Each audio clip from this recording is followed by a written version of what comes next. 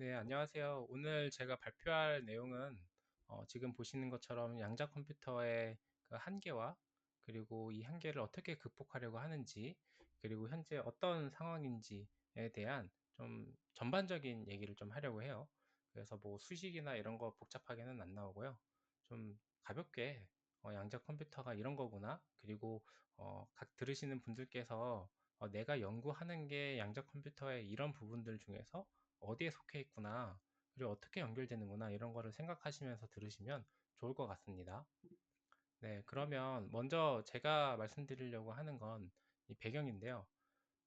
양자 컴퓨터 왜 연구하냐, 대체 뭐가 좋길래 양자 컴퓨터를 해야 되냐, 이런 것들에 대해서 이제 좀, 어, 얘기가 많은데, 그리고 어디 가서 양자 컴퓨터 시대가 올 거야 하면은 왜 했을 때, 한번 생각해 봐야 되는 주제이기도 한데요. 일단은 제가 생각하기에 양자 컴퓨터가 연구되어야 하고 연구가 되고 있는 가장 큰 이유는 제 생각에는 결국엔 에너지 문제라고 저는 생각을 해요. 이제 여기에는 AI 전력 소모에 대해서만 이제 얘기를 하긴 했는데 AI뿐만 아니라 정말 이제 전방위적으로 많은 부분에서 데이터 소모량이 증가하고 있고 이에 따른 전력 소모량도 함께 증가하고 있는데요. 근데 인간이 쓰고 싶은 데이터량, 쓰고 있는 에너지 양이 증가하는 속도에 비해서 지금 제가 알기로는 이 지금 세계에서 만들어낼 수 있는 전력 소모량의 증가 속도는 제한적인 걸로 알고 있어요.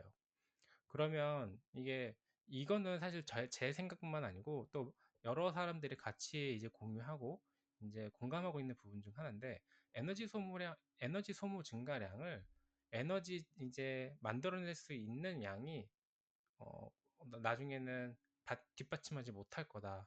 이제 이거를 감당을 못할 거다. 이렇게 예상하는 사람들도 있습니다. 물론 뭐 소프트웨어 기술이 많이 증가하고 갑자기 이거 에너지가 갑자기 많이 증가해야겠네 하면서 갑자기 더 증가시킬 수도 있고 하면서, 물론 이 점이 예측한 대로 닿지 않고 좀 연장이 된다거나 아니면 닿지 않을 수도 있겠죠.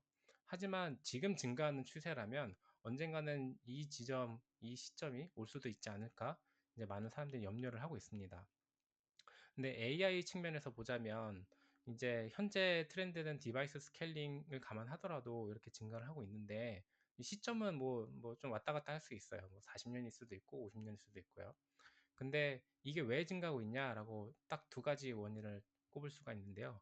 첫 번째는 그 모델 파라미터 문제가 있습니다. 모델 파라미터가 엄청나게 커지고 있는 게 이 AI의 전력 소모를 증가시키는 요인 중 하나가 되겠고요. 그리고 두 번째는 이 모델 파라미터만 증가하면 사실 조금 덜 증가하게 만들 수도 있는데, 문제는 모델 파라미터가 증가하는 것만큼 D램이랑 CPU, GPU 간의 데이터 무브먼트가 정말 많아지고 있어요. 그러니까 옛날에는 하나만 왔다 갔다 하면 됐다면 이제는 뭐, 뭐 정말 많이 증가한다는 게, 예를 들면은 저희가 매트릭스 연산을 한다고 했을 때 매트릭스에 해당되는 이 행열을 각각 다 D램에 불러오고 연산하고 불러오고 연산한다고 생각하면 정말 많이 증가하죠. 그러니까 특히 요즘 데이터셋이 많이 증가하는 거는 매트릭스 연산, 매트릭스 고변산이기 때문에 저희가 3 x 3만 생각해도 하나, 둘, 셋, 넷, 다섯, 여섯 이런 식으로 하나, 둘, 셋, 뭐 밑에도 하나, 둘, 셋, 하나, 둘, 셋, 하나, 둘, 셋 하면은, 근데 그게 또 이 각각의 점끼리 이 행과 열끼리 또 곱해야 되잖아요. 그런 거 생각해 보면은 이런 행렬 연산 같은 경우에 엄청나게 이 데이터 무브먼트가 많거든요. 그런 것들이 지금 많이 증가하고 있기 때문에 D램하고 CPU, GPU 간의 데이터 무브먼트도 엄청나게 증가하고 있어요. 근데 이 모델 파라미터는 커지잖아요. 행렬 크기는 점점 커지는 거죠. 물론 이제 스파시티를 이용한다든지 이제 아니면은 뭐 몇몇 이제 머신러닝 기법들을 이용해서 이 안에서 불필요한 연산들은 최대한 안 하려고 하는데, 그럼에도 불구하고 계속해서 모델 파라미터를 키우려고 하고 커지고 있습니다. 이거는 이제 뭐 실제 이제 트레이싱을 해보시면 몇 년에 몇 배씩 증가하고 있다 이런 것도 아실 수 있을 거예요. 그리고 저희 GPT도 좀 똑똑하길 바라잖아요. 지금 굉장히 틀리는 게 많은데, 근데 사실 모델 파라미터 계속 커지면 점점 정확해지고 점점 똑똑해질 거거든요. 그렇기 때문에 이 두 가지 문제 때문에 이 트렌드가 계속해서 증가할 거다 이렇게 예상을 할 수 있지 않을까 생각을 합니다. 그러면 이제 양자 컴퓨터는 왜 어떤 방식을 하길래 이제 저런 데이터 증가하는 것을 대응할 수 있을까? 에너지가 증가하는 것을 막을 수가 있을까에 대한 얘기에 좀 근본적인 원리가 될 수 있는데요. 이거는 제 개인적인 또 생각인데요. 저는 제 생각엔 CPU는 덧셈 뺄셈 하는 기계, GPU는 곱셈 나눗셈 하는 기계. 물론 나눗셈을 하진 않죠. 곱셈 기계. QPU, 양자 컴퓨터는 저는 지수 연산을 하는 지수 연산기라고 생각을 합니다. 이게 어떻게 흐름이 온 건지 좀 생각을 해보시면 CPU도 물론 이제 곱하기도 할 수 있고 나누기도 하고 할 수 있고 빼기도 할 수 있고 다양한 걸 할 수 있는데 CPU는 아시는 것처럼 이 하나하나의 로직이 굉장히 이게 크기 때문에 복잡한 연산을 이제 처리할 수 있게끔 여러 가지 이 로직 게이트들이 서로 연결이 되어 있기 때문에 약간 어떻게 보면은 GPU에 비해서는 패러럴리즘이 굉장히 떨어지는 장비죠. 그런데 CPU가 단순한 거를 만약에 여러 번 해야 된다 하면은 사실 이런 패러럴리즘이 굉장히 극대화된 GPU 입장에서 이 곱하기처럼 그 마치 CPU에 10개 있는데 GPU에는 막 한 1000개, 10,000개 이렇게 단순하게 연산할 수 있는 거 만들어 버리면 고변산처럼 보일 수가 있다는 거죠. 그런데 GPU의 문제는 최근에 이제 똑같이 발생하고 있는 문제인데 GPU도 이게 곱셈하는 것처럼 보일 수는 있는데 곱셈이 많아지게 되면 이게 만약에 곱셈을 정말 똑같은 걸 여러 번 해야 되는데 GPU가 똑같은 반복 연산을 2 곱하기 2를 100번 해야 되는데 지수적으로 표현할 수 있으면은 그냥 한 번에 끝나잖아요.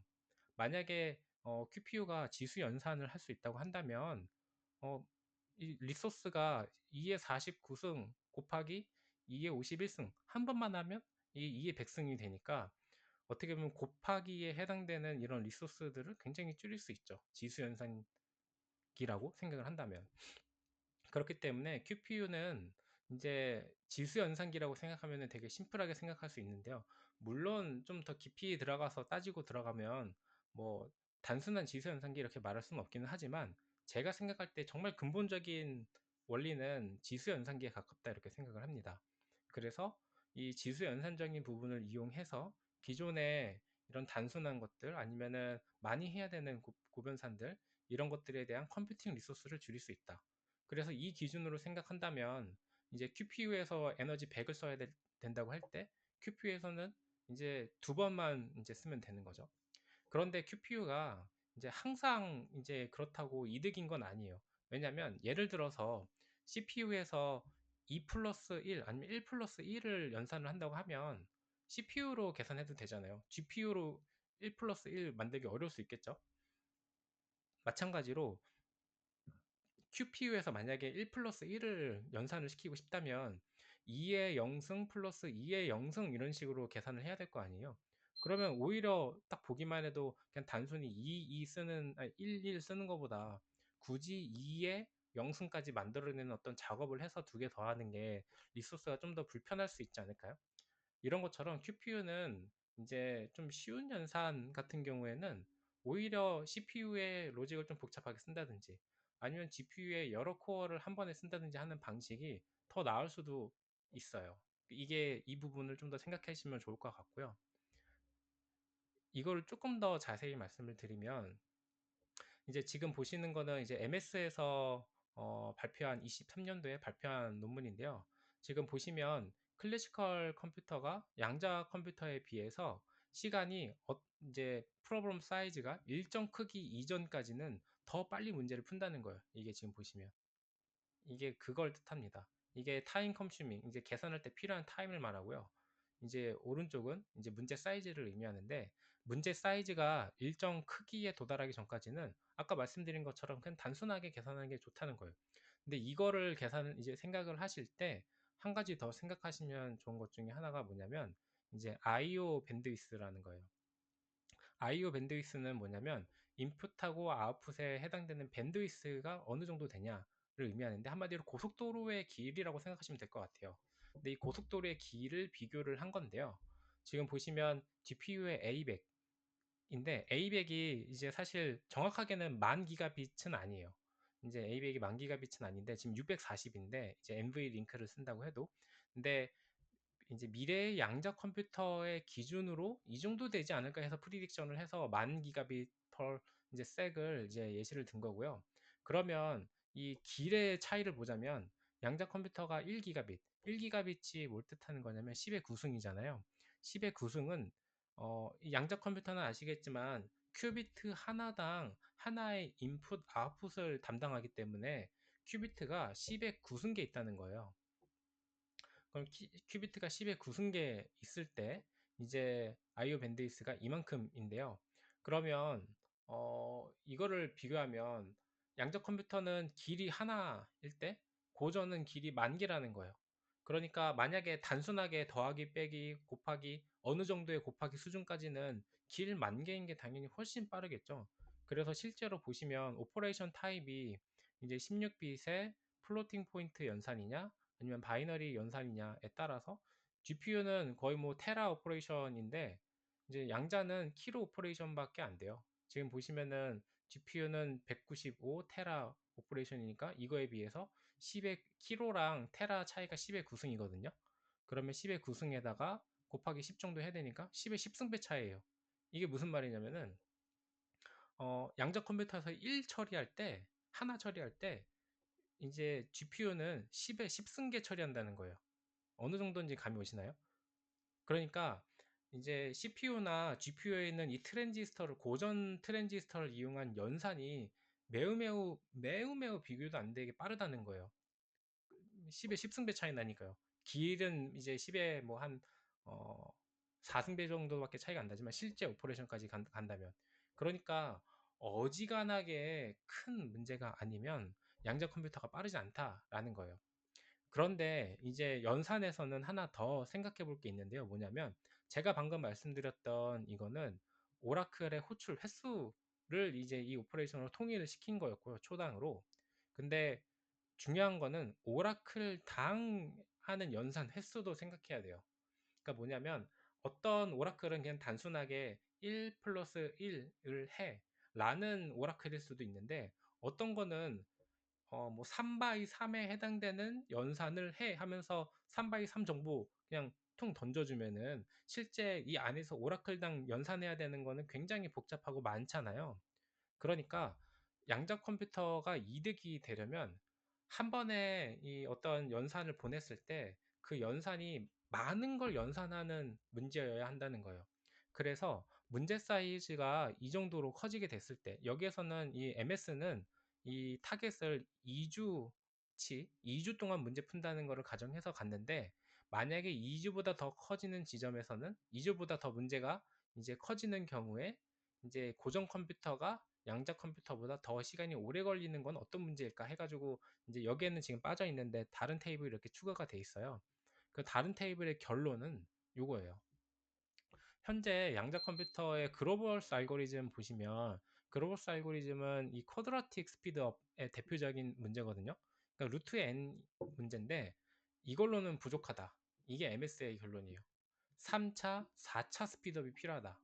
그래서 한 번에 연산시킬 수 있는 게 이제 3차, 4차 이상의 많은 연산을 하는 문제 사이즈를 넣는다면 양자 컴퓨터가 그때부터 이득이 된다 이고요. 그러면 이거에 해당되는 대표적인 문제들이 이제 화학, 물질에 대한 시뮬레이션 문제들이 되겠습니다. 이제 뭐 물리나 아니면 재료과에 계신 분들은 에비니쇼를 써보셔서 이제 아실 텐데 에비니쇼 써보면은 이 전자의 파동 계산을 해야 되는데 이게 굉장히 이게 이제 전자 뭐 10개, 12개, 13개, 14개 이렇게 넘어가면은 정말 데이터량이 많아지거든요. 뭐 원자도 마찬가지예요. 원자의 움직임 계산하라고 해도 이게 굉장히 연산량이 늘어나는 다 매트릭스 연산이기 때문에 그러니까 그런 연산들을 잘할 수 있다는 거죠. 그래서 양자 컴퓨터는 그냥 뭐 더하기 빼기 뭐 저희가 뭐 실생활에 쓰는 단순한 것들은 이득이 없고 여기서는 고차 혹은 지수 가속이 걸리는 데서 이득이 있다라는 게 MS의 23년 결론이었습니다. 그러면 이 정도에 해당되는 양자 이득을 할 수 있는 양자 컴퓨터가 이제 이득이 되는 시대는 언제쯤 올 거냐?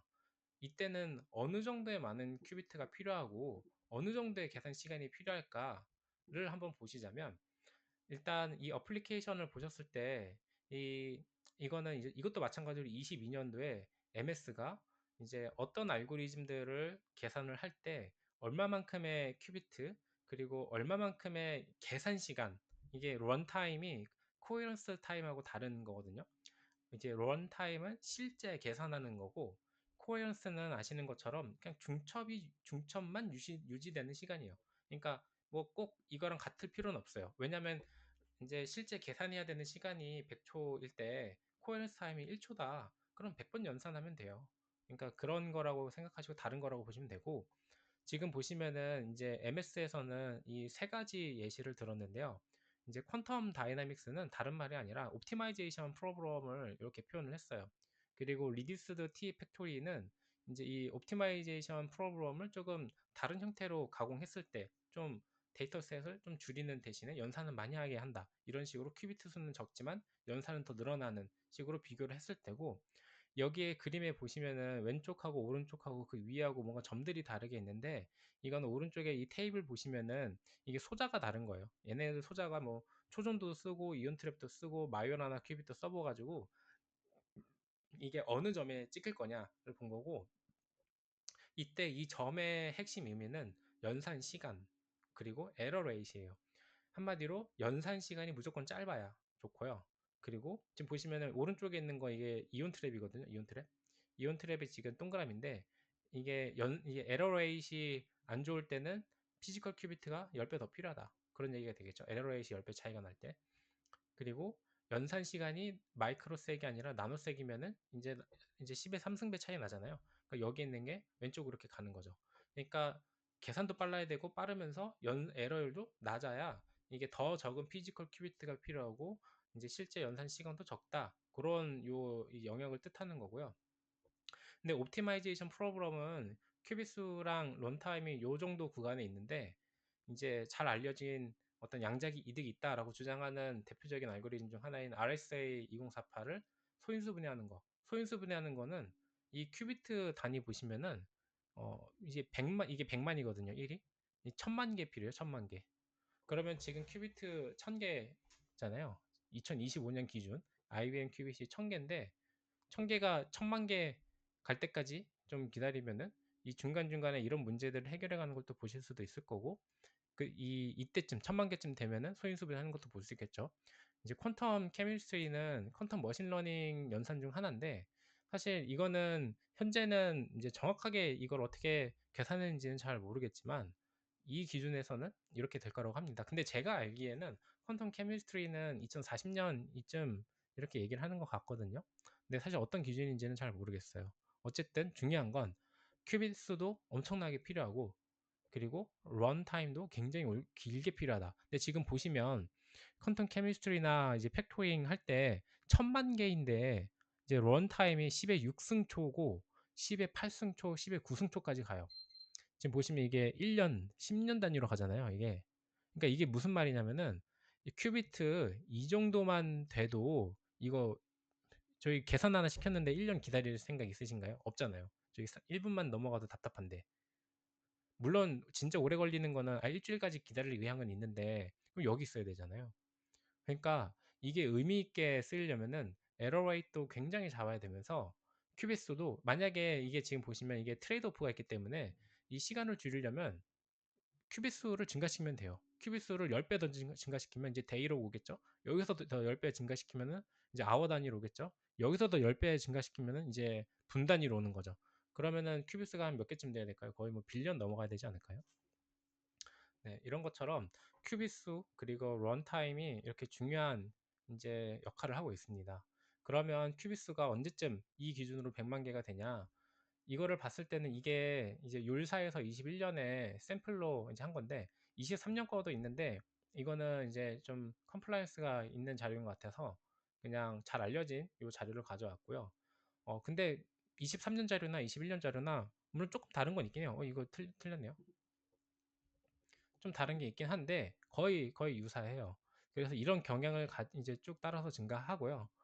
그리고 조금 더 디테일하게 양자 시대가 언제 오는지 알고 싶으신 분은 여기 찍힌 점들에 대해서 그냥 아주 간단하게 회귀 분석 한 번만 해보시면 그 딱 답이 나옵니다. 그냥 이제 R 스퀘어 해가지고 R 스퀘어 몇몇몇 해가지고 이게 점이 딱 찍히는 지점들이 나와요. 그러면은 그게 양자 컴퓨터 시대가 되겠죠. 이 100만 개에 해당되는. 그리고 이 기준으로 사람들이 뭐 아마 10년, 15년 얘기하는 게 아닐까 싶습니다. 지금으로부터. 그럼 35년, 그리고 40년 사이가 되겠죠. 그때쯤엔 100만 개는 되니까. 물론 뭐 어떤 데서는 뭐 2030년에 100만 개 된다, 이렇게 얘기를 하기도 하는데요. 근데 지금 사실 양자 컴퓨터엔 이 인탱글먼트에 대한 그 커넥티비티 얘기가 좀 빠져 있어요, 사실. 좀 그거는 나중에 뒷부분에 좀 더 기회가 되면 말씀드릴게요. 어쨌든 이 양자 이득이 되는 시기는 지금 보시는 이런 큐비트의 증가 경향과 이게 실제 구현할 수 있는 어플리케이션이 만나는 지점에서 양자 이득이 있을 거다, 이렇게 보고 있습니다. 그리고 한 가지 더 말씀드리고 싶은 게 있는데, 요게 제가 지금 퀀텀 원일러라고 해서 따로 표시를 해놨어요. 보시면은 28개, 128개, 1000개, 2000개, 5000개 이렇게 쭉쭉 가죠. D웨이브 거의 이제 그 퀀텀 원일러거든요. 근데 D웨이브는 20년, 이게 21년 자료라서 20년까지밖에 없겠네 하실 수 있는데요. 25년이 됐는데 여전히 지금 여기 5000 큐비트에 머물러 있습니다. 이제 이거는 굉장히 잘 알려진 게, 초전도 큐비트는 안에 있는 큐비트를 늘리는 게 어렵다, 이게 되게 잘 알려져 있어요. 지금 D웨이브가 어떻게 보면은 약간 IBM의 미래라고 생각하시면 되거든요. 왜냐면 이제 D웨이브의 초전도 큐비트랑 IBM의 초전도 큐비트가 조금 다르지만 어떤 측면에서는 똑같이 둘 다 초전도 큐비트예요. 둘 다 굉장히 극조원에서 이제 밀리켈빈에서 동작하고, 그리고 구조도 뭐 조금 다르기는 하지만 어떤 측면에는 초전도 현상을 이용한다는 측면, 물론 구현할 때 이제 어, 페이지 에너지라든지 플럭스 에너지라든지 이런 것들을 이제 좀 비율이 다르고 실제 물리적인 현상은 다르긴 하지만, 그래도 구현할 때 들어가는 여러 하드웨어의 라인들은 비슷하거든요. 이게 어닐러나 아니면은 초전도 큐비트나. 그러니까 그 말은, 제가 드리고 싶은 말은, 극전에다가 에너지를 투입을 시켜서 얘네들이 이제 뭐 불안정해져서 뜨거워져서 이제 더 이상 연산기로서 쓸 수 없는, 어떻게 보면 냉각기가 이제 맥시멈으로 감당할 수 있는 큐비트의 수를 퀀텀 원일러가 사실 먼저 터칭을 한 거예요. 이 초전도 형태의 어떤 그 루프의 빛. 이제 사실 이게 큐비트라고 하긴 그렇고 좀 프로버빌리스틱 빛이라고 하는 게 맞는데, 어쨌든 그래서 퀀텀 원일러가 여기서 멈췄기 때문에 더 못 나가고 있는데, 더 흥미로운 건 물론 지금 디웨이브가 이제 뭐 주식은 잘 나가고는 있지만 그것도 막 사실은 1달러 미만으로 떨어지면서 막 0.3달러 되면서 뭐 이제 저희 같이 하시는 분 중에 한 분이 하시는 말을 빌려서 말하자면 거의 상장 폐지 되기 직전을 의미한다, 여기까지도 갔었어요, 디웨이브가. 근데 얘네들은 이걸로 이제 어떤 돈을 못 벌다가 심지어 로드맵도 바꿨어요. 얘는 게이트 방식으로 가겠다. 뭐냐면 5,000 큐빅까지 갔으니까 이걸로 해야 되는 거 아닌가 싶은데요. 그게 아니라 다시 처음으로 돌아가서 이 슈퍼컨덕팅 큐빗을 만들겠다고 다시 선언을 한 거예요, 디웨이브가. 그러니까 이거는 멈춘 거고, 나머지 다른 슈퍼컨덕팅 큐빗도 여기까지 가서 멈출 가능성이 있어요. 제가 볼 때는 디웨이브는 그냥 시간 끌려고 이제 그 새로운 로드맵 발표를 한 것 같거든요. 왜냐면 이 옵티마이제이션 프로그램은 물론 100만 개까지 가야 이득이 있는 거긴 한데, 연구 수준으로서 막 활용되고 그런 거는 사실 100만 개 아니어도 1000개, 만 개, 뭐 5000 개만 있어도 사실은 아까 말씀드린 것처럼 이 반대로 피지컬 큐빅 줄이면서 런타임 증가시키면 되거든요. 100만 개 필요해? 아니야. 그냥 이거 50만 개만 쓸래. 더 줄이자. 만 개만 쓰자. 하면서 시간은 증가시키고, 예를 들어 이제 뭐 1분, 2분, 뭐 1시간, 2시간에 이 문제 해결할 수 있게 할 수도 있잖아요. 이걸 계속 이렇게 낮추게 되면은. 그러니까 이제 어떻게 보면은 디웨이브는 그때까지 펀딩 받으면서 버티려고 이거를 전략을 수정해서 게이트 방식 하겠다면서 버티고, 그 사이에 어닐링 관련된 어떤 이제 옵티마이제이션 문제가 나온다든지 하면은 그때 이 어닐러도 같이 좀 팔아보고 계산해보고 그렇게 하려고 한 거 아닌가, 제 개인적인 생각입니다. 어쨌든 퀀텀 원힐러의 큐비트를 하드웨어를 이해하는 게 이제 슈퍼컨덕팅 큐빗의 한계를 이해하는 거랑 굉장히 밀접하다, 이런 말씀을 드리고요. 그리고 양자 컴퓨터의 기초를 제가 좀 한 3장 정도 준비를 해봤는데요. 음, 왜냐면 양자 컴퓨터라는 게 너무 낯설고 새로운 개념이다 보니까 좀 아예 진짜 방향을 못 잡고 이해를 못 하는 경우가 있어요, 사실. 그래서 좀 준비를 해봤는데요. 먼저 이 양자 컴퓨터를 말하기 전에 그냥 고전 컴퓨터를 좀 알아야 돼요. 이 고전 컴퓨터의 가장 핵심이 되는 이제 뼈대 이제 이론은 한마디로 그냥 폰 노이만 구조라는 게 있어요. 폰 노이만 구조. 폰 노이만 구조는 지금 현대의 컴퓨팅을 이제 구성하는 가장 핵심이 되는 이 아키텍처를 의미해요. 근데 이 아키텍처는 뭐냐면 지금 보시면은 CPU 해서 Central Processing Unit이 있고 여기에는 컨트롤 유닛과 그리고 아리스메틱 이 유닛이 두 개가 컴포넌트가 들어가 있어요. 그래서 이 CPU라고 하는 것은 메모리라고 하는 것과 이제 주고받으면서 인풋 데이터와 아웃풋 데이터를 처리합니다. 제가 여기서 좀 강조드리고 싶은 건 이 폰노이만 구조에서는 CPU 안에 컨트롤 유닛이랑 이 연산하는 연산 유닛이 두 개의 컴포넌트가 반드시 있다는 거고 메모리가 밖에 있어서 연산되는 것들을 메모리에서 처리하고 이 저장된 데이터를 다시 불러와서 연산한다. 이런 개념이 이제 중요하다. 이걸 하나 좀 언급하고 넘어가고요. 두 번째는 디지털하고 아날로그예요. 그러니까 지금 저희가 사용하는 모든 건 다 그냥 디지털이라고 보시면 됩니다. 저희가 아날로그 컴퓨팅이라는 말을 들어볼 일도 없고 쓸 일도 없어요, 사실. 근데 왜 아날로그 컴퓨팅은 익숙하지가 않냐? 라고 하면은 제가 한마디로 말씀드리면 디지털 컴퓨팅에 아날로그 컴퓨팅이 졌어요. 그냥 간단하게 말하면. 그래서 아날로그 컴퓨팅이 그냥 거의 뭐 사장이 돼서 다 모든 이제 연산들은 다 디지털로 됐는데 왜 아날로그 컴퓨팅이 디지털에 졌냐? 그 한마디로 말씀드리면 아날로그 컴퓨팅이 그 정확하지 않기 때문이에요. 지금 보시면 이제 디지털 연산은 우리가 어떤 정보를 물어봤을 때 이게 0이냐 1이냐 이걸 아주 확실하게 대답을 해주잖아요. 예를 들어서 지금 저희가 타이핑을 해서 전화번호를 치는 것도 뭐 010, 뭐 1111, 2222 하면 정확하게 나와야지. 아날로그 컴퓨팅은 저희가 010을 치는 순간 010도 안 나오고 342 이렇게 나올 수도 있어요. 얘가 정확하지 않아서. 그럼 우리 그런 핸드폰 못 쓰잖아요. 그러니까 이제 일반적으로 우리가 사용하는 모든 어떤 그 컴퓨팅 행위는 정확하고 빨라야 되는데 아날로그는 정확하지 않다는 게 매우 매우 크리티컬하고요. 그리고 아날로그에는 또 두 번째 아주 크리티컬한 문제가 있는데 뭐냐면 디지털 컴퓨팅은 그냥 트랜지스터를 몇 개를 조합을 해서 계산을 하면 끝나요. 근데 아날로그 컴퓨팅은 그 계산하는 방식이 이게 트랜지스터가 아니라 이제 물리적인 어떤 이제 현상을 데이터로 활용하겠다는 거거든요. 그 말은 뭐냐면 아날로그 상태를 디지털로 컨버팅을 해줘야 되고 반대로 아날로그 상태에다가 정보를 집어넣으려면은 또 컨버팅을 해줘야 돼요. 그래서 이제 뭐 디지털 아날로그 컨버터, 아날로그 디지털 컨버터 이게 각각 들어가게 되는데 그 이때 들어가는 이 컨버터가 이 아날로그 데이터가 이제 그 세밀하면 세밀해질수록 이 컨버터에서 소모되는 그리고 소모되어야 하는 레졸루션에 대한 한계도 계속 같이 증가하기 때문에 이때 들어가는 트랜지스터의 사이즈도 점점 커지고 많아져요. 무슨 말이냐면은 원래 그냥 단순하게 뭐 엔드 노어 이런 거 연산시킬 때 트랜지스터 몇 개만 배치하면 됐는데 이제는 이 컨버팅을 위해서 이 아날로그 신호를 위해서 엄청나게 많은 회로가 필요하다는 거야 한마디로. 그러니까 그냥 한마디로 돈이 안 되는 거죠. 디지털 컴퓨팅은 트랜지스터 몇 개만 해가지고 계산하면 끝나는 건데 아날로그 컴퓨팅은 정확하지도 않으니까 그 정확하지 않은 것도 그 처리해줘야 되는 그 여러 가지 이제 부가적인 일도 들어가죠. 게다가 얘를 컨버팅도 해줘야 되는데 그때 들어가는 트랜지스터도 굉장히 많죠. 한마디로 그냥 예를 들어서 국밥집 만드는데 어디는 100만 원이고 어디는 1원이면 1원짜리가 이기잖아요. 그 원가가 1원이면. 그러니까 아날로그 컴퓨팅은 원가가 비싼 거예요. 이거 하나의 데이터를 처리할 때도.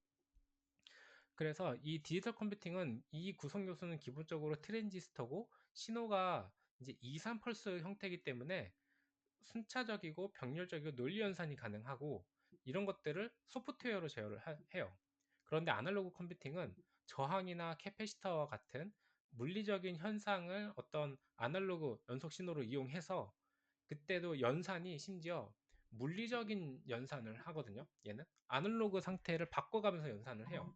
그러니까 예를 들면 저항이 1이다. 그럼 저항이 2가 되도록 어떤 아날로그 신호를 준다든지 2인 상태를 3으로 바꾼다.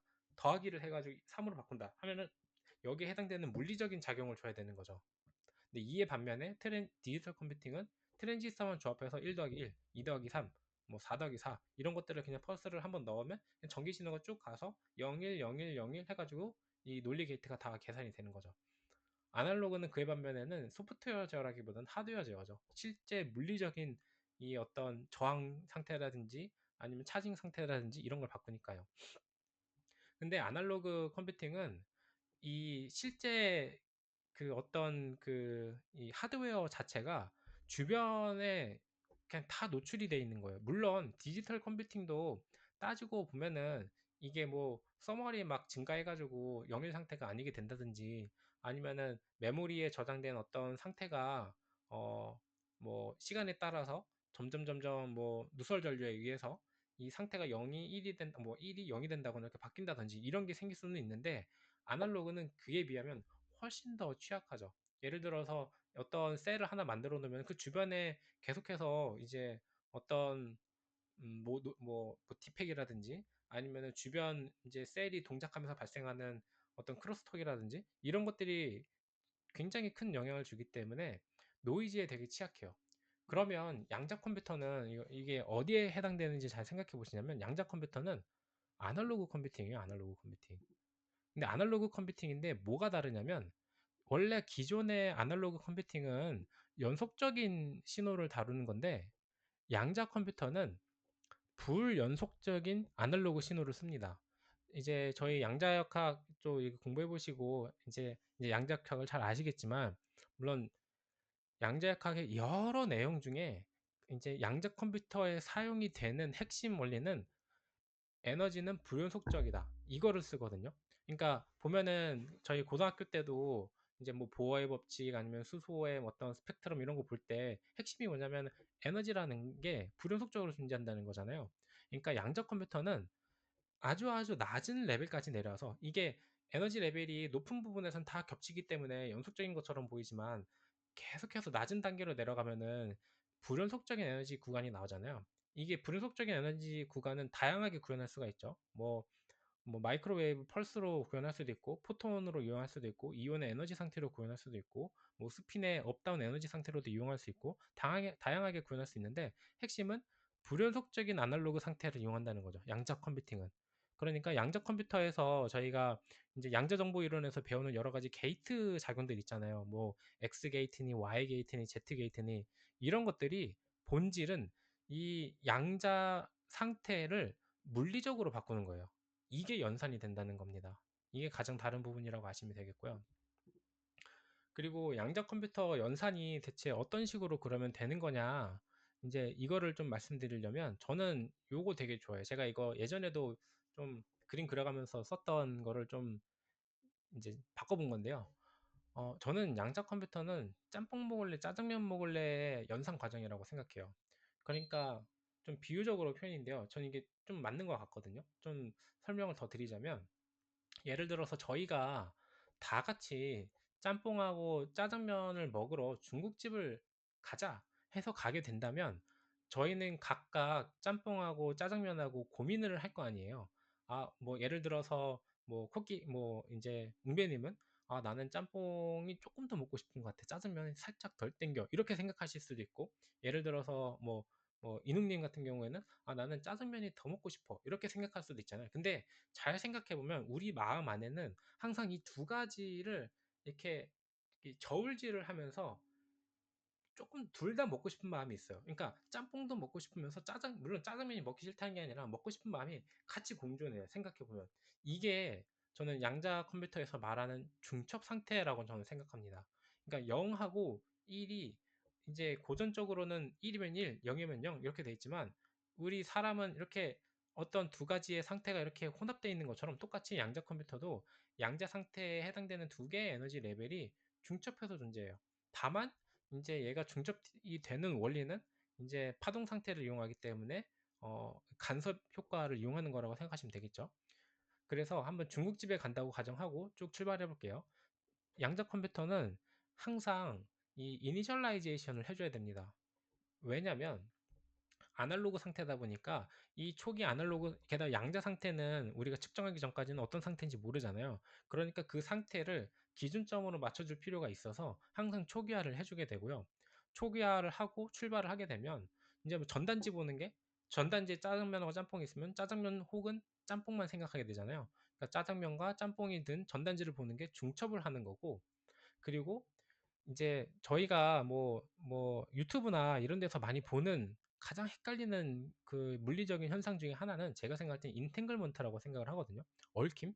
근데 얽힘이라고 하는 거는 간단하게 표현하자면 제가 생각할 때는 커넥티비티 그리고 혹은 메모리라고 생각해요. 이게 왜 그런지 좀 말씀드리면, 뭐 어떤 유튜브에서는 이제 짜장면이 등장하고 이제 짬뽕 먹고 싶은 사람이 만약에 강릉으로 가고 이제 짜장면 먹고 싶은 사람이 제주도로 간다고 하면은 뭐 제주도에 있는 사람이 결정하면 강릉에 있는 사람이 결정된다 이렇게 표현을 하는데요.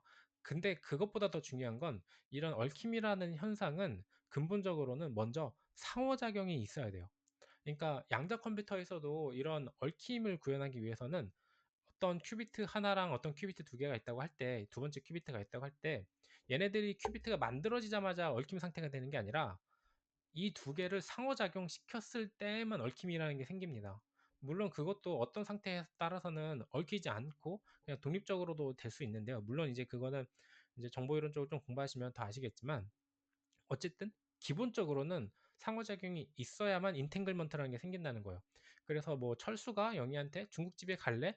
영희가 응 좋아 가자, 이런 것들이 뭐 철수랑 영희 간의 상호작용이 생긴 거잖아요. 그러니까 이게 어떻게 되는 거냐면, 이 다음에는 철수랑 영희가 따로 떨어져도 아 영희도 중국집에 간다고 했지, 반대로 영희도 철수가 중국집에 간다고 했지를 서로 기억하고 있는 거예요. 물론 이제 이게 양자 컴퓨터에서는 완전히 떨어져 있을 때 철수가 결정하는 게 영위가 결정된다는 건데, 음, 조금 얘네들끼리 서로 전화 통화한다고 생각하면 좋을 것 같아요. 물론 그런 현상이 있는 건 아닌데, 이제 그래도 좀 비유적으로 설명하자면 핸드폰이 하나 있어가지고 얘가 하나 결정하면 영위도 결정되는 그런 거라고 보시면 될 것 같아요. 하지만 더 중요한 거는 서로 물리적인 상호작용이 있어야 된다.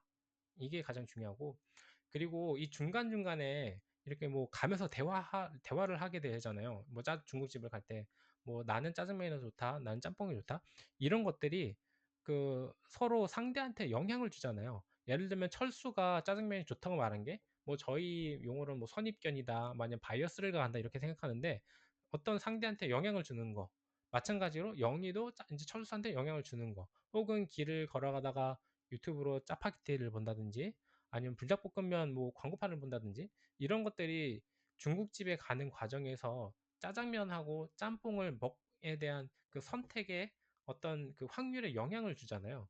예를 들면은 길 가는 내내 짜파게티 광고만 막 계속 봐요. 그러면은 저희는 짬뽕보다 짜장면이 더 맛있겠는데 이 생각하면서 가게 되잖아요. 마찬가지로 양자 상태는 어떤 양자 상태가 존재하고 중첩이 된 다음에 얘네들의 이제 중간중간에 주는 물리적인 이제 작용들이 실제 이 짜장면하고 짬뽕의 확률 상태를 변화시킨다는 거예요. 그러면 물론 어떤 확률을 1로 만들 수도 있겠지만 보통은 좀 섞여 있잖아요. 섞여 있다고 했을 때 중국집에 도착하면 드디어 이 상태가 결정이 되는 거죠. 그러니까 철수가 짜장면하고 짬뽕을 고민하는 상태로는 존재할 수 없고, 가면은 메뉴판에 뭐 뭐 짬짜면 있는 거 아니고 짜장면하고 짬뽕만 있기 때문에 둘 중 하나를 무조건 선택해야 된다는 거예요. 그러니까 0하고 1이 서로 중첩되어 있는 상태더라도 실제 측정에 이르는 행위를 하게 되면 0 또는 1로 결정된다는 거죠. 근데 이것도 사실은 뭐 만약에 평행세계가 있다고 생각하면 그때그때마다 다를 거예요. 내가 예를 들어서 뭐 짜장면이 먹고 싶다고 해도 중국집에 막상 도착하니까 마음이 그냥 확 어느 날은 좀 바뀌어서 그냥 갑자기 뭐 그럴 때 있잖아요. 나 그냥 짬뽕 먹을래 하면서 다른 거 시킬 때가 있잖아요. 마찬가지로 이것도 양자 상태도 확률이기 때문에 짜장면의 확률이 높더라도 짬뽕이 나올 수도 있습니다. 이거를 여러 번 하는 게 양자 컴퓨터예요. 그리고 이게 시간이 좀 많이 갔는데 좀 10분만 더 하겠습니다. 양자 컴퓨터에서 가장 많은 그 오해를 가진 분야를 제 생각에 한 3개 정도 꼽을 수 있을 것 같아요. 첫 번째 오해는 퀀텀 어닐러예요. 이게 퀀텀 어닐러가 이제 되게 많이 못 들어보는 용어인데, 퀀텀 어닐러는 고전 컴퓨터도 아니고 양자 컴퓨터도 아니고 넌 클래시컬 컴퓨터라고 분류합니다. 그러니까 분류를 하자면 굳이 분류하면은 양자 컴퓨터는 아니에요. 넌 클래시컬 컴퓨터. 그렇다고 고전은 또 아니에요. 왜냐하면 이 연산 메커니즘이 퀀텀 어닐링이라는 개념이 들어가서 그런데요. 뭐 좀 더 가면은 이제 프로버빌리스틱 연산을 한다 이런 게 또 들어가기 때문에도 이렇게 부르기도 합니다. 어쨌든 D-Wave에서 말하는 양자 컴퓨터는 양자 컴퓨터가 아니에요. 이제 이 전문가들은 양자 컴퓨터라고 안 하고 그냥 퀀텀 원일러라고 하는데, 이때 이 D-Wave가 이 대중들한테 가장 큰 오해를 일으켰었어요. 옛날에 뭐 예를 들어서 IBM의 큐비트가 막 50개, 100개 이거밖에 안 될 때, D-Wave는 벌써 5,000개 이렇게 갔는데? 이렇게 사람들이 말해서, 야, 그럼 D-Wave가 훨씬 잘 나가는 양자 컴퓨터 회사 아니야? 이러면서 참 많은 오해를 일으켰거든요. 근데 여기서 확실하게 말씀드리면 D-Wave의 그 어닐러는 이제 양자 컴퓨터가 아닙니다. 퀀텀 어닐링이라는 걸 이용하고요. 어닐링은 이제 어닐링은 일종의 아이징 모델이라는 걸 이제 이용해서 옵티마이제이션 문제를 푸는 건데요. 여기서는 조금 다르게 이게 어닐러도 디지털 어닐러가 있고, 여기 사실 하나 더 있어요. 제가 지운 건데, 디지털 어닐러가 있고 퀀텀 어닐러가 있는데, 디지털 어닐러는 옵티마이제이션 문제인데 여기에 터널링 현상을 이용해서 옵티마이제이션을 좀 더 빨리 찾아간다. 그게 퀀텀 어닐링이고요. 그리고 두 번째로 이제 많은 오해를 일으키는 개념이 이 랜덤 넘버 제너레이터예요. 뭐냐면 뭐 저희가 뉴스나 이런 데서 많이 보면은 뭐 1경년 걸린 문제를 풀었다, 뭐 1조년 걸리는 문제를 뭐 1분 만에 풀었다, 10초 만에 풀었다, 이런 것들이 나오잖아요. 근데 그게 왜 그런 거냐면 이 RNG라는 거를 G를 이용해서 어떤 컴퓨팅 성능을 비교해서 그런데요. 근데 사실은 그게 완전히 잘못된 정보예요. 왜냐면요. 지금 보시면 양자 컴퓨터라는 거는 퀀텀 게이츠라고 하는 이제 어떤 특정한 물리적인 상태를 바꾸는 연산을 이용해서 연산을 하는 연산기잖아요.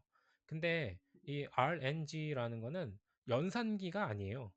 연산을 하는 게 아니고 임의의 수를 만들어내는 걸 의미해요. 이게 뭐냐면 랜덤 넘버니까 임의의 수 만들어내는 거, 010에 대한 임의수 만들어내는 거.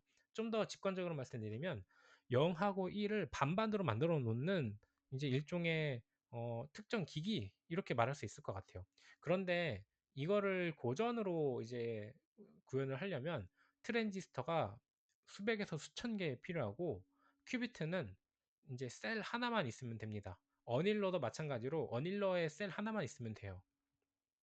왜냐면 양자 컴퓨터는 그 자체가 0하고 1이 중첩되게 그냥 만들 수 있지. 너무 당연하잖아요. 지금 저희가 생각할 때는 0하고 1이 그냥 확률을 반반 만들면은 0, 1이 반반씩이지, 이렇게 만들 수 있는데, 이거를 고전을 구현하는 거는 얘는 트랜지스터니까 넣으면은 0, 넣으면은 1 이것만 나오기 때문에 이게 확률로 안 돼요. 그러니까 이 트랜지스터를 진짜 많이 조합을 해서 임의의 수를 만들어내야 되는데, 이런 아날로그 상태로 만드는 건 아주 적은 리소스만 들어도 된다는 거죠. 그러니까 이 기준으로 비교를 하자면 이제 수백에서 수천 개 트랜지스터가 돌아가는 거니까 얼마나 많은 에너지하고 얼마나 많은 타임 컨슈밍이 필요하겠어요. 그 기준으로 비교를 하는 거예요. 이제 막 뭐 1경년 걸린다 이런 것들은요. 그런데 다시 한번 말씀드리지만 그거는 랜덤 넘버를 만드는 거지 연산하는 건 아니다. 그러니까 그게 됐다고 해서 양자 컴퓨터가 실제 10경년 걸릴 문제를 해결했다, 그거는 절대 아니라는 거죠. 그리고 세 번째 오해는 이 커넥티비티, 연결성이라는 거예요. 연결성은 이제 이게 이 용어가 처음 보실 건데요. 사실 연결성은 소프트웨어 관점에서 바라보는 얽힘 상태입니다. 그러니까 저희가 뭐 얽힘이 뭐고, 얽힘이 뭐 진짜 신기해가지고 멀리 떨어져서 이렇게 되지만, 컴퓨터 관점에서 바라보면 얽힘이라는 건 연결성이에요. 커넥티비티. 이게 연결성이 뭘 의미하냐면요. 어, 하드웨어라는 게 예를 들어서 고전 컴퓨터에서는 어떤 하나의 트랜지스터랑 하나의 트랜지스터가 연결성이라는 게 없습니다. 왜냐하면 A라는 트랜지스터는 A고 B라는 트랜지스터는 B예요.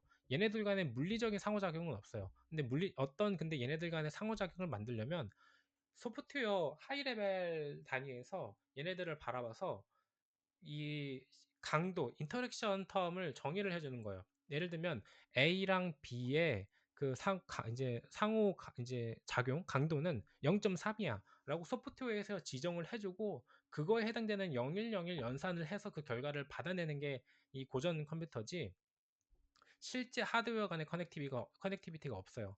그런데 큐빗의 관점에서는, 큐빗은 이제 아날로그하게 이 물리적인 상태를 상호작용을 줄 수가 있어요. 얽힘 상태라는 게 상호작용을 주는 거거든요.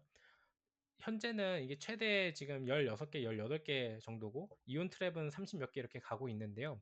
근데 포텐셜로 보자면 얽힘 상태는 올 투 올이에요. 그러니까 모든 큐비트가 다 얽혀 있다 이렇게 바라볼 수가 있어요. 그러면 이게 하드웨어적으로 이 연결성을 만들었을 때 어떤 장점이 있느냐? 이걸 좀 생각을 해보시면, 그러니까 원래 고전적으로는 어떤 0101에 대한 이 어떤 인터랙션 강도를 정의를 해주고 실제 그 해답을 찾기 위해서는 이 강도를 넣은 거에 대한 계산을 하나하나 다 해줘야 돼요. 만약에 이제 비트가 3개다 하면 하나하나 이렇게 다 확인해야 돼요. 그게 뭐냐면은 소프트웨어 레벨에서는 이 비스트링이 좀 8번 가는 거예요. 3개만 있어도.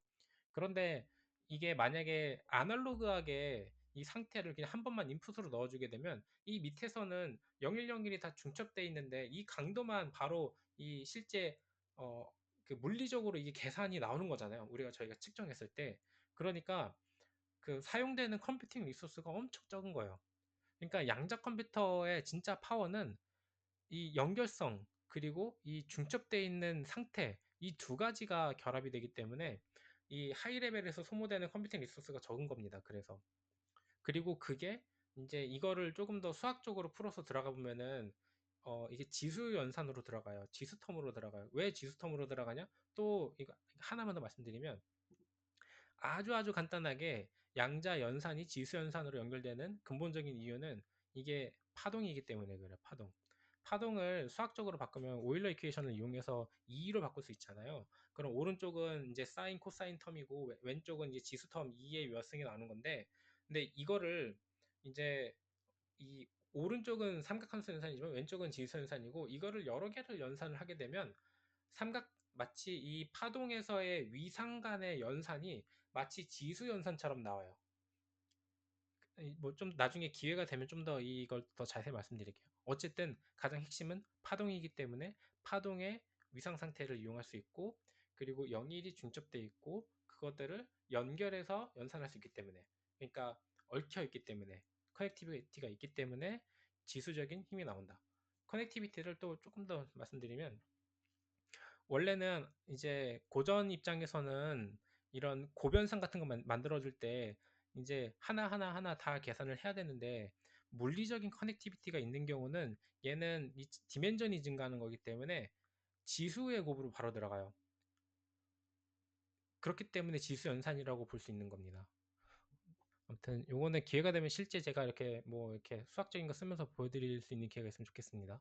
아무튼 요게 3가지였고, 그 다음에 이걸 기준으로 좀 실제 어떤 기사들이 있는지 제가 가져와 봤는데, 가장 많이 알려진 오해 이런 거예요. 10자년 걸리는 거 5분 만에 풀었다. 뭐 양자칩 이렇게 개발해가지고 1조와 1경 1해보다 큰 10자년 걸리는 거 이거 똑같이 풀었다. 이거 이 MS죠. 그러니까 이거는 양자 어떤 게이트를 이용한 계산을 한 게 아니고요.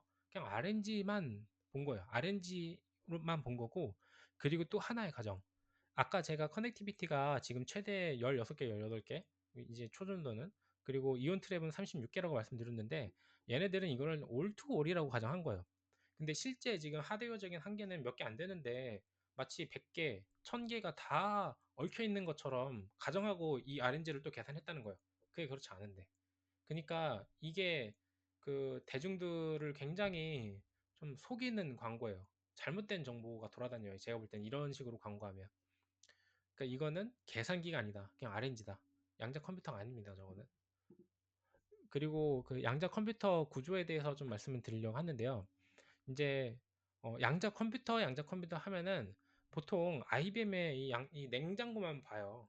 근데 IBM의 냉장고는 양자 컴퓨터가 아닙니다.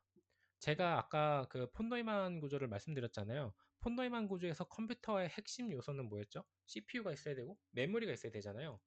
그러면 이 IBM에서 이렇게 보여주는 냉장고는 여기 안에 이제 메모리가 안 들어가 있어요. 그리고 이 프로세싱 유닛에 해당되는 컨트롤 유닛이랑 여러 가지도 여기 안 들어가 있어요. 여기에는 그냥 퀀텀 디바이스. 그러니까 뭐 굳이 구분하자면 ALU 같은 것만 하나만 딸랑 들어가 있는 거예요. 이건 양자 컴퓨터가 아닙니다. 이거는 그냥 냉장고 안에 그 아날로그 연산을 할 수 있는 디바이스 칩 하나만 들어가 있는 거예요. 그러면 나머지 요소는 어디 있냐? 다 밖에 있어요, 밖에. 뭐, 뭐, 웨이브 펑션을 만들어주는 거, 에러 커렉션을 하는 거, 측정하는 거, 제어하는 거, 컴파일하는 거, 뭐, 버추얼, 뭐, 어떤 QPU를 만드는 거 다 밖에 있어요. 밖에 있는데, 여기에서 이제 그 CPU에 해당되는 컨트롤 유닛이 여기 있기 때문에 이것까지 합쳐야 이제 QPU가 되는 거죠, QPU. 이것까지 합쳐야 QPU고, 그러면은 양자 컴퓨터는 뭐냐? 메모리가 필요하잖아요. 연산할 때. 메모리 그 밖에 그 컴퓨터에 있어요. 여기까지 해야 양자 컴퓨터예요, 원래 개념이. 그런데 이제 그 저희가 이제 흔히 접할 때는 냉장고만 보니까 이게 양자 컴퓨터다 이렇게 말하는데 그게 아니라는 거죠. 정확하게 용어를 이렇게 구분을 해야 되고요. 그런데 이제 그런 시도들이 있죠. 이제 여기 있는 메모리나 등등등을 여기로 집어 넣으려고 하고, 이 고정과 양자 인터페이스 사이에 넣으려고 하고, 그리고 여기에 있는 여러 가지 요소들을 또 여기 냉장고에 넣으려고 하죠. 그렇게 되면 그때가 되어서야 비로소 이 안에 이제 뭐 QPU라고 부를 수 있고, 이 냉장고를 양자 컴퓨터라고 부를 수도 있겠죠. 네. 그래서 이걸 좀 이 용어를 구분해서 사용하셨으면 좋겠고요. 그리고 양자 컴퓨터를 발전시킨다는 건 이것만 발전시키는 게 아니라 이 여기에 있는 인터페이스에 들어가는 여러 요소들도 같이 발전이 되어야 한다는 걸 의미해요. 측정하는 기술도 좋아져야 되고, 측정 기기도 좋아져야 되고, 제어하는 기기도 좋아져야 되고, 뭐 에러 커렉션도 굉장히 아주 효율적으로 잘해야 될 거고, 컴파일에 대한 효율도 증가해야 될 거고, 왜냐면 컴파일은 유저가 일반적인 어떤 논리 연산을 시키는 게 아니라 퀀텀 게이츠를 이용하잖아요. 근데 퀀텀 게이츠도 그냥 쓰는 게 아니라 우리가 고전에서 문제를 이제 어떻게 보면은 스케줄링을 이렇게 쭉 해줘가지고 리소스 분배를 해서 그 중에서 어떤 것만 양자 컴퓨터로 보내야 되니까 그 신호를 양자 알고리즘으로 또 변환을 해야 되잖아요. 그러니까 양자 뭐 어떤 컴퓨팅이 변환을 했을 때 실제 하드웨어에 컴파일도 해줘야 될 거고, 이런 것들이 다 같이 발전이 되어야 이 QPU가 발전하는 거고 양자 컴퓨터가 발전하는 거라고 볼 수가 있겠습니다. 시간이 많이 지나서 아래는 그냥 쓱쓱하고 궁금하시면 여쭤봐 주세요. 이제 드디어 이제 이 발표의 주제인 버틀넷과 그리고 이 전략, 여기에 대해서 말씀을 드리는데, 그러면 이 양자 컴퓨터 지금 상태는 어떻고 뭐 하려고 하냐? 한마디로 이게 원래 제 그림을 넣으려고 했는데 이것도 마찬가지로 저작권 문제 때문에 그냥 제가 글로 좀 떼우는데요. 양해 부탁드립니다. 일단 냉장고 시스템이 좀 한계가 있으니까 여러 개의 모듈을 나누려고 하고 퀀텀 네트워킹을 이용하려고 해요. 요거는 이제 구글이 아니라 IBM이 그냥 대놓고 딱 이제 발표했죠. 모듈로 하겠다. 이제 그리고 그 다음은 이제 큐비트의 이제 스케일에 대한 건데요. 큐비트의 스케일 문제를 어떻게 해결할 거냐. 멀티 큐피유 쓰자. 이렇게 이제 연구가 되고 있고, 그 다음에 코엑시얼 케이블은 이제 양자 컴퓨터 어떻게 보면 냉장고에 연결되는 케이블들이 굉장히 많아지고 있어요. 이거 어떻게 처리할 거냐. 디지털 처리하는 방식을 찾아보자. 이렇게 연구하고 있습니다. 근데 여기에서 하나 좀 빠진 게 이 초전도 큐비트는, 근데 이 케이블 하나당 큐비트 하나당 얘네들의 에너지 레벨이 막 수십 메가헤르츠밖에 안 돼요. 근데 수십 메가헤르츠는 굉장히 그 낮은 레벨이기 때문에 이 케이블들을 여러 개를 좀 통합해서 이 디지털 인스트럭션 하기가 좀 힘들긴 해요. 왜냐면 어 이런 디지털 인스트럭션으로 보내려면은 먹스나 디먹스 같은 것들이 필요한데, 이제 만약에 뭐 디먹스를 한다고 쳐도 디먹스가 하나의 신호를 받아서 여러 개로 뿌려줘야 되는데, 아까 말씀드린 게 수십 메가헤르츠 수준이라고 했잖아요. 이게 굉장히 이제 그 제어 측면에서는 세밀한 에너지이기 때문에 옆에 있는 것들의 어떤 이제 초전도 큐비트들끼리 다 상호작용을 줘버립니다. 한마디로 크로스톡이 생겨요. 그래서 이거는 좀 초전도 큐비트에서는 한계가 있는 좀 문제고, 오히려 이 퀀텀 네트워킹 쪽으로 더 깊이 있게 가지 않을까 싶어요. 그 다음에는 이제 소프트웨어 관점에서는 에러 커렉션이 굉장히 중요하고, 그리고 클래시컬 데이터를 양자 컴퓨터로 보낼 때 이 인코딩 보틀렉이 생기거든요. 지금 승희님 계시니까 말씀드리는데 이게 또 굉장히 중요한 문제예요. 이거 해결해야 됩니다. 그러면 이 두 가지를 문제를 해결할 때 어떤 거 쓰냐? 이제 먼저 에러 커렉션인데, 이게 얼마 전에 구글에서 윌로우를 발표했잖아요. 근데 이 구글의 윌로우가 에러 커렉션 코드를 이제 최초로 하드웨어로 구현했다 하면서 앞으로 큐비트가 많아지면 에러율이 이제 줄어들기 때문에 꿈의 큐비트다 이렇게 발표를 하는데, 그것도 오해입니다. 왜냐면 에러 커렉션 코드 이거 잘 보시면 이게 0000 이게 다 뭐냐면 이게 큐비트예요, 이거. 큐비트 하나 주변에 큐비트 다 있다는 거예요. 이거 근데 에러 커렉션 코드 큐비트 9개만 있으면은 된다는 거 이미 다 알고 있었잖아요. 근데 실제 하드웨어로 9개 더 붙이려면은 큐비트 하나 가운데 있고 주변에 이제 다른 큐비트도 9개 있는 건데, 그러면은 그 옆에 있는 큐비트랑 거리도 멀어질 뿐만 아니라, 게다가 이 냉장고 안에서 소모할 수 있는 에너지량이 한계가 있는데, 에러 커렉션 하는데 9개 써버리면은, 예를 들어서 큐비트 원래 이제 100개 쓸 수 있는 냉장고였는데 에러 커렉션 한다고 90개 써버리면 10개밖에 동작 안 하잖아요. 그럼 이거 어디다 쓰죠? 그냥 100개 에러가 있어도 쓰는 게 낫지 않을까요? 그러니까 에러 커렉션은 이제 이걸 구현했다고 끝인 게 아니라 이제 시작인 거라고 보시면 되고, 그 다음에는 이제 그러면 이걸 에러 있는 거 어떻게 할까? 이거를 고전적으로 시뮬레이션을 만들어서 가상의 어떤 큐빗을 만들어 줄 수 있어요. 그거를 지금 꽉 잡으려고 하는 데가 어디냐? 엔비디아예요. 엔비디아가 지금 그 얼마 전에 젠슨왕께서 이제 양자 컴퓨터 뭐 20년 남았다 이렇게 말씀을 하셨는데, 저는 이게 지금 오프 더 레코드니까 좀 편하게 말씀드릴 수 있는데 무슨 뻥치시는 거냐 이렇게 말씀드리고 싶어요. 왜냐면 엔비디아의 양자 컴퓨터를 하는 건 아닌데, 엔비디아는 쿠다큐라는 걸 하거든요. 이 쿠다큐가 뭐냐면은, 엔비디아가 쿠다로 재미를 봤잖아요. 마찬가지로 양자에서도 쿠다큐라는 거를 적용해서 이 QPU를 주무르려고 해요, 한마디로. 그러니까 뭐냐면, 야 너네 하드웨어에서 필요한 여러 가지 시뮬레이션 툴, 소프트웨어 관련된 SDK들, 그거 우리 쿠다큐가 다 만들어줄게. 쿠다큐로 다 해. 이 얘기예요. 그러니까 뭐냐면, 이게 사실 어떤 이 밑에서 말씀드리겠는데, 어떤 그 시스템 관점에서 하이라키 이렇게 쭉 보면은, 뭐 보통 회사들이 클라우드 서비스를 가져가려고 하면서 이제 양자 컴퓨터 플랫폼 이거를 장악하려고 하는데, 만약에 이 밑에서 쿠다큐가 이걸 장악한다? 그럼 이거 이제 또 GPU가 엄청 이 QPU를 이제 어떻게 보면 쫄개처럼 부릴 수 있는 거죠, 한마디로 말씀드리면. 근데 이 QPU가 지금 이 GPU가 하려고 하는 거는 이 로지컬 큐비츠라고 가상의 큐비트를 만드는 거고, 그럼 이거 이 QPU 회사들 입장에서 이거 손해 보는 거잖아요. 이 만약에 이 여기 해당되는 IP나 여러 가지 기술들 다 가져가면은 QPU 회사가 돈을 더 많이 버는 건데, GPU 안 쓰고 싶을 수도 있잖아요. GPU가 근데 이 시뮬레이터가 어떤 역할을 하냐? 예를 들면 QPU에서는 에러가 없는 큐빗을 만들려고 하면은 10개짜리 만들려고 하면 이제 큐빗이 100개가 필요해요. 그런데 이런 GPU나 CPU를 기반으로 가상의 시뮬레이터로 벡터로 이용해 가지고 큐빗 만들어주면은 정확한 큐비트를 20개, 30개 만들어줄 수가 있어요. 그러니까 이 QPU 입장에서, 그리고 좀 멀리 있는 거를 연산을 해야 될 때, 멀리 있는 게 아니라 이제 큐빗이 많이 필요할 때, 외부 이제 만약에 모듈이 들어왔다고 치면 모듈이 하나, 둘 이렇게 있을 수 있잖아요. 그러면 여기서 연산한 거 여기서 가져와야 될 수도 있는데, 만약에 가상의 큐빗이 얘를 도와줄 수가 있으면 안 가져와도 되잖아요. 그런 모듈 하나 아껴도 되고 네트워킹 아껴도 되니까 리소스 엄청 아낄 수 있으니까, QPU 입장에서는 가상의 버추얼 큐빗이 있는 게 되게 되게 도움이 돼요. 그리고 또 다른 관점에서는 이게 큐빗이 이게 연산되는 게, 이 정확한 거를 검증하기 위해서 시뮬레이터가 필요해요. 이제 양자 알고리즘이 정확하게 돌아가는지를 검증이 하나 필요하거든요. 그러면은 그 역할로도 쓸 수가 있어요. 그러니까 이게 약간 어떻게 보면 적대적 공생관계 이런 느낌인데요. 그래서 이런 시뮬레이터를 이용해서 가상의 버추얼 큐빗을 이제 이 쿠다 큐라는 걸로 만들고 시뮬레이터를 제공하려고 한다.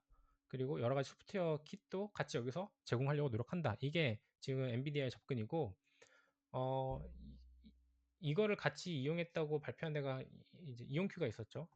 이온큐가 엔비디아랑 같이 한다는 게 요거 같이 한다는 거예요. 그래서 이 옆에 시뮬레이터 붙이겠다는 거고, 근데 이온큐의 입장에서는 근데 베스트 파트너죠. 왜냐면 이온큐는 안 그래도 큐빗이 많지 않기 때문에 이거 하나씩 붙여서 이제 뭐 큐빗 많이 쓸 수 있으면 훨씬 도움이 되겠죠. 그래서 이런 부분에서도 연구가 많이 되고 있고, 오늘 뭐 젠슨님께서 어떤 뭐 말씀하실지는 모르겠지만, 제 생각에는 20년 남았다고 한 거, 만약에 20년 남았으면 이거 쿠다큐 개발도 안 했죠. 팀도 뭐 열 몇 명 있는데요. 그 사람들 연봉 뭐 4억, 6억, 뭐 10억 이렇게 주면서 뭐 데리고 있을 필요 있을까요?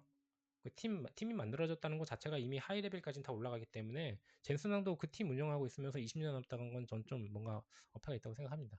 아무튼 그렇게 생각 안 하고 계신 거예요, 실제로는. 제 생각은 그렇습니다.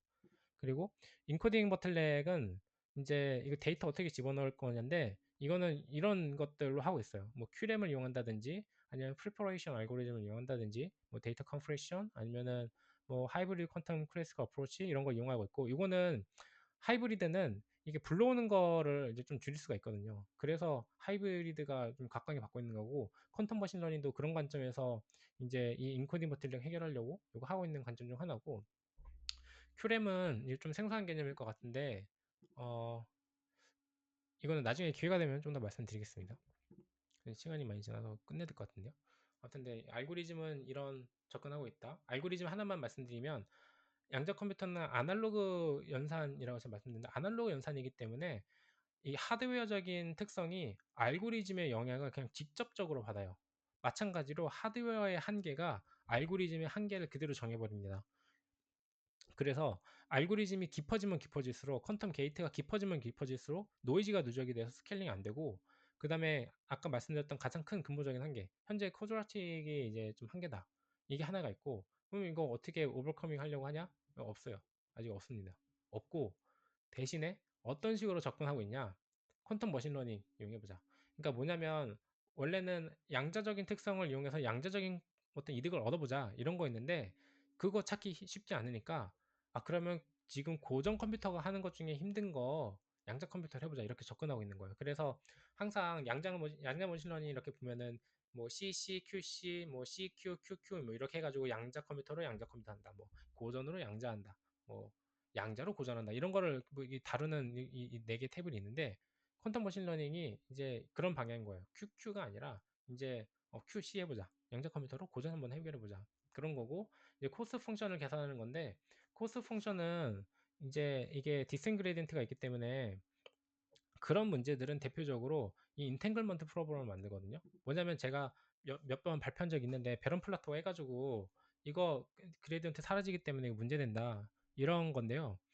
뭐냐면 원래 어떤 옵티마이제이션 문제를 할 때는 항상 그 이제 그레디언트의 이 스텝 바이 스텝별로의 그레디언트를 찾아가면서 해를 그 낮은 지점을 찾아가는 건데 이 베런 플래터는 어떤 양자 상태는 얘 차원이 계속 증가하면 증가할수록 어떤 지점에서는 길을 못 찾는 지점이 와요.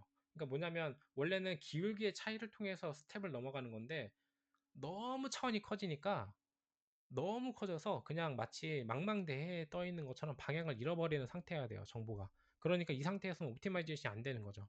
그래서 이 베른 플래터가 가장 큰 문제 중 하나라고 생각하시면 될 것 같고, 그런데 하나만 더 말씀드리면 이게 원래 양자 컴퓨터만 겪는 문제는 아니에요. 사실 이게 베른 플래터가 뭐냐면 원래는 머신러닝에서도 있었던 문제예요. 머신러닝에서도 똑같이 이 고민을 했었는데 매트릭스가 이렇게 점점점 커져서 차원이 커지면 이거 나중에 머신러닝 계산 어떻게 할 거냐, 이때 그레디언트 어떻게 바뀌냐, 이거를 이미 옛날에 고민했었어요.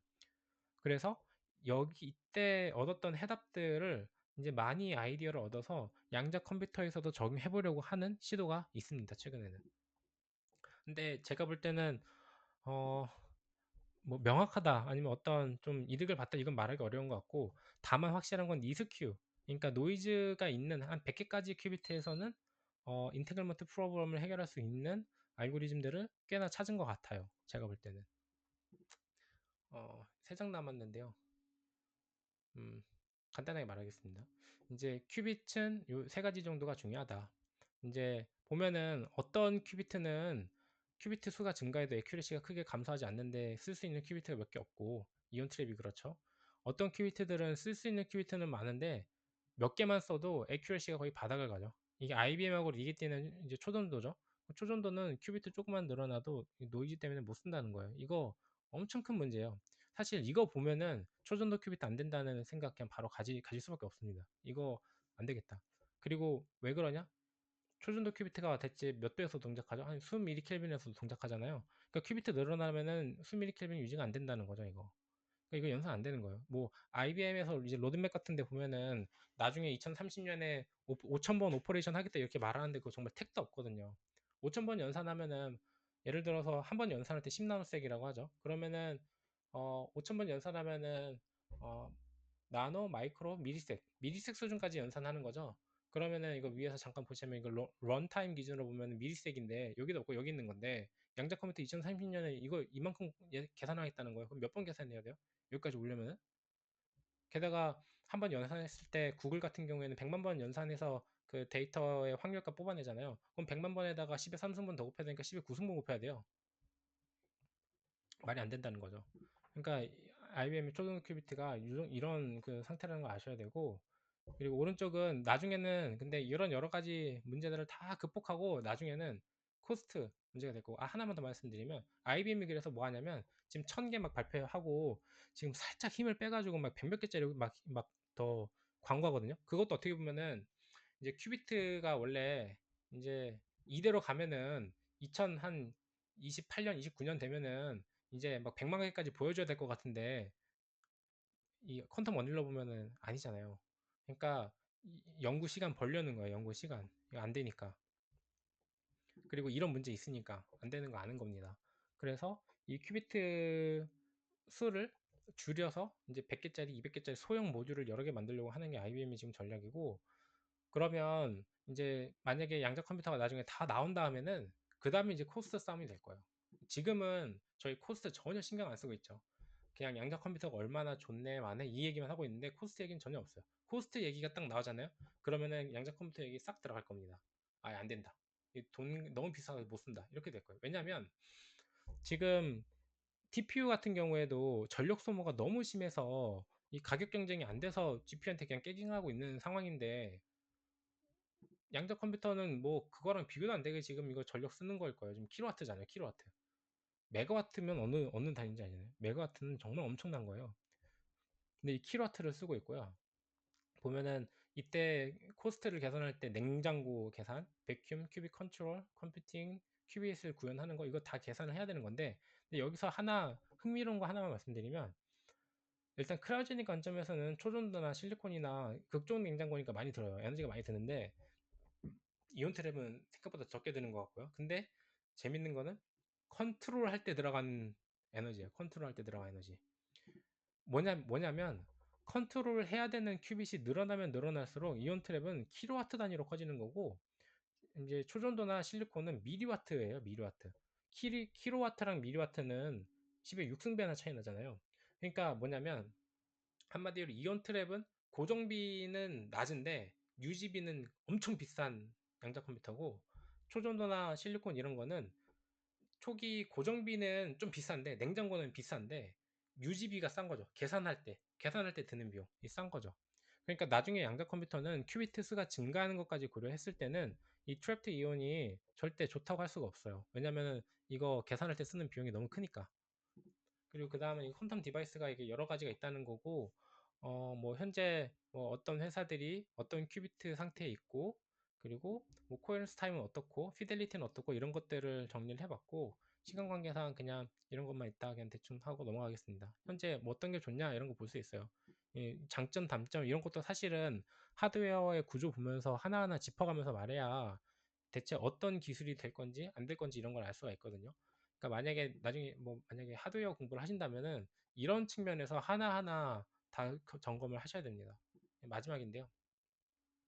에코시스템인데 지금 현재 양자 컴퓨터 에코시스템 어떻냐 하면은 아주 간단해요.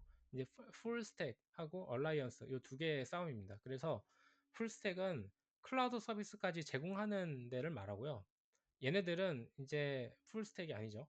하지만 이제 어플리케이션 직전까지 와 있는 회사들이고, 그 다음에는 이 회사들은 뭐냐, 후지츠, 인텔, 리게티 이런 회사들이랑 이 회사들의 차이가 뭐냐면 얘네들은 그나마 조금 이름이 있는 회사들이고, 오른쪽은 진짜 이제 스타트업들 수준인데 그 양자 소자가 정말 정말 다양해요. 정말 정말 다양해 많이 나오고 있어요. 앨리스 앤 밥 얼마 전에 나왔죠. 캣 큐빗 해가지고 나왔죠. 그리고 뭐 디라큐도 있고 퀀텀 모션도 있고요. 아무튼 이렇게 되게 다양한 양자 소자를 만드는 회사들은 어떻게 하려고 하고 있냐면 그 클라우드 서비스를 제공해 줄 수 있는 SDK가 있는 회사들하고 같이 힘을 합쳐서 이제 클라우드 서비스를 해주려고 합니다. 왜냐면 이제 양자 컴퓨터 서비스에서 어떤 부분이 돈이 가장 많이 벌리냐 이렇게 생각해 보시면 사실 그 클라우드 서비스 쪽에서 돈이 제일 많이 나와요. 물론 단기적으로는 하드웨어가 더 높기는 하거든요. 아마 한 2030년 뭐 그 전후로까지는 하드웨어 매출이 좀 더 높겠지만 시간이 지나면서 소프트웨어 쪽이 확 올라갑니다. 그러니까 결국에는 양자 컴퓨터는 하드웨어 팔아서 돈 버는 게 아니라 양자 컴퓨터를 계산시켜서 그 얻는 이득으로 계산을 이제 돈을 버는 시스템인데, 근데 얘네들은 이제 자기네가 가지고 있는 팔 수 있는 통로가 없으니까. 그러니까 양자 컴퓨터 팔려고 하면은 예를 들면은 뭐 이제 이농님이 저한테 양자 컴퓨터 팔았으면 제가 이거 써가지고 뭔가 계산을 해야 되잖아요. 근데 계산할 수 있는 게 아무것도 없어. 그냥 아날로그 계산기야. 마치 이거는 그냥 체온계 준 거랑 똑같아요. 체온계 준뭐 그 체온만 주면 뭐예요? 전 계산하려고 뭔가 이거 쓴 건데. 그러니까 그 계산할 수 있는 그 연결된 게 없기 때문에 그런 것들을 제공해 주는 회사들이 있고, 그리고 이거는 이제 뭐 소프트웨어로 서비스를 제공한다든지 알고리즘으로 제공한다든지에 따라서 이렇게 하이라키가 또 나뉩니다. 근데 여기에 재밌는 게, 예전에 지금 성관님 오셨으니까 말씀드리면, 그 이 여기에 있는 이 Q 컨트롤 같은 이런 회사들은 이제 여러 가지 하드웨어들을 이제 통합시켜줘서 이제 이 클라우드 서비스를 이용할 수 있게 이제 사용자를 연결시켜 주거든요. 그러면 이 회사들은 뭘 하는 거냐? 이 양자 하드웨어에 이제 하드웨어를 퀀텀 서킷이 들어왔을 때 최적화해서 돌릴 수 있는 것들을 개발하고, 그리고 여러 가지 하드웨어들을 쓸 수 있게 제공해줘요. 그러면 이 회사들이 사실은 어디랑 좀 겹치냐면, 이 맨 왼쪽에 있는 이런 IBM이나 구글이나 이런 회사들이 자기네들이 또 뭐 파이썬 이용해가지고 이 중간에 해당되는 이런 이 다양한 소자들 쓸 수 있게 하거든요. 근데 물론 IBM이나 구글은 자기네 양자 소자가 있으니까 여기에 더 최적화해서 그 퀀텀 서킷을 고도화하는 컴파일을 개발하긴 하는데, 얘네들이랑 싸워요. 왜냐면 만약에 이 큐 컨트롤 입장에서 여기 뭐 예를 들어서 뭐 후지 뭐 인텔이라고 하죠. 인텔의 어떤 양자 소자를 뭐 100원에 쓸 수 있게끔 그 서킷을 굉장히 컴파일링을 잘 해놨는데, IBM이 나중에 만약에 이렇게 연결해서 인텔 양자 컴퓨터 쓸 수 있게 클라우드 서비스 연결했다 했는데 1000원이 든대요. 그러면 사람들은 당연히 이 100원짜리 파는 데 갈 거 아니에요. 그러니까 100원, 그러니까 이게 기업의 입장에서도 어떤 하드웨어를 얼마나 최적화해서 소비자한테 제공해 줄 수 있느냐가 원가 경쟁이 되는 거기 때문에 이걸로도 막 논문으로 싸워요. 이런 회사들이랑 IBM이랑. IBM은 초전도 큐비트 우리가 제일 잘한다면서 맨날 논문 냅니다. 아무튼 이런 게 있다, 이렇게 보시면 될 것 같아요. 그래서 에코시스템이 지금 어떤 회사들은 자기네 양자 소자를 아주 고도화 발달시키면서 클라우드 서비스도 다 가져가려고 하는 회사들이 있고, 어떤 회사들은 자기네 거도 이 하드웨어를 가져가지만 클라우드 서비스는 다양한 큐비트에 쓸 수 있게 이렇게 제공해주는 회사들도 있고, 또 마찬가지로 이용큐는 또 특이하게 자기네 하드웨어도 가지고 있으면서 클라우드 서비스는 또 뭐 IBM 것도 쓰고 뭐 다양하게 쓰려고 해요. 그러니까 약간 그 어떻게 보면은 클라우드 서비스를 다각화하는 거죠. 이렇게 접근하기도 합니다. 네, 이게 현재 상황이에요. 그리고 여기에 이제 중간에 또 들어가는 게 엔비디아가 있죠. 엔비디아가 이제 꼽사리로 딱 들어갑니다. 그래서 이 컨트롤 로직과 아키텍처 요쯤에 들어가서 어떻게 보면은 음 이제 머리부터 발까지 움직여야 되는데 허리쯤에 딱 들어가서 이제 조종하는 거예요. 엔비디아는 그거 하려고 하고 있고, IBM, 구글, 뭐 이온큐 이런 데들이랑 사실 엄청나게 치열하게 이, 이 어떻게 보면은 파이, 양자 컴퓨터를 컨트롤하고 소프트웨어 시스템을 이제 제공하는 그 파이를 가져가려고 그 싸움이 엄청납니다. 네, 일단은 그래서 오늘 제가 준비한 내용은 여기까지입니다. 네, 들어주셔서 감사합니다.